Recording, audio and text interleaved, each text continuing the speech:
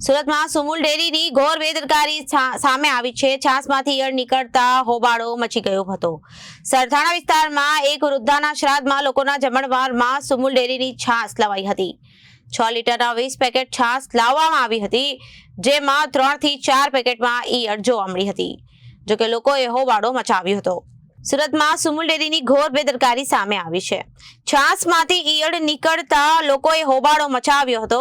સરથાણા વિસ્તારમાં એક વૃદ્ધાના શ્રાદ્ધમાં લોકોના જમણવારમાં સુમુલ ડેરીની છાસ પીરસવાઈ હતી અને 6 લીટરના 20 પેકેટ છાસ લાવવામાં આવી હતી, જેમાં 3 થી 4 પેકેટમાં ઈયળ જોવા મળી હતી। છાસમાં ઈયળ જોવા મળતા પરિવાર ડઘાઈ ગયો હતો। આ બાબતે સુમુલ સેન્ટરને માહિતી અપાતા સુમુલ ડેરી દ્વારા પરિવારને કોઈ જવાબ આપવામાં આવ્યો ન હતો। પરિવારે મીડિયા સાથેની વાતચીતમાં જણાવ્યું હતું કે અમને સુમુલ પર ભરોસો હતો, પણ હવે અમને સુમુલ પર ભરોસો નથી, તેમ કહી લોકોએ આક્રોશ વ્યક્ત કર્યો હતો। મારું નામ પરેશભાઈ મગનભાઈ કાછડિયા। આજે ઘટના એવી હતી કે આજે અમારા માજીનું શ્રાદ્ધ હતું અને અમે છાશનો પ્રોગ્રામ હતો એટલે 20 બોટલ છાશ મંગાવી હતી સુમુલ ડેરીમાંથી। એમાં જ્યારે જેન્ટ્સનું જમણવાર ચાલુ થયું એટલે અમે 2 બોટલ એમાંથી તોડી એમાંથી અમને જરા જીવાત દેખાઈ અંદર, એટલે એ બોટલને અમે સાઈડ પર મૂકી અને બીજી બોટલ તોડી, તો એમાં પણ સેમ પોઝિશન દેખાણી।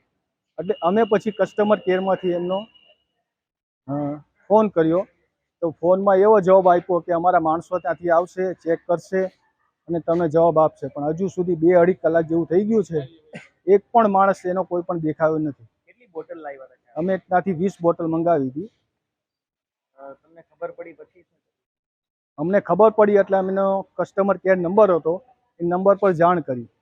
ત્યાંથી એક લેડીસે અમને જવાબ આપ્યો કે આના અમને વિડીયો મોકલો, આ મોકલો, એટલે અમે બધી જ એની પ્રોસેસ પૂરી કરી, વિડીયો મોકલાવ્યા। પછી મેં થોડી વાર પછી ફોન કર્યો તો એ લોકો એવું કહે છે કે અમારા માણસો ત્યાં આવશે અને ચેક કરશે, પણ હજુ સુધી કોઈ માણસ તેનો દેખાયો નથી। Reporter Arvind Rathod, Janadesh news, Surat.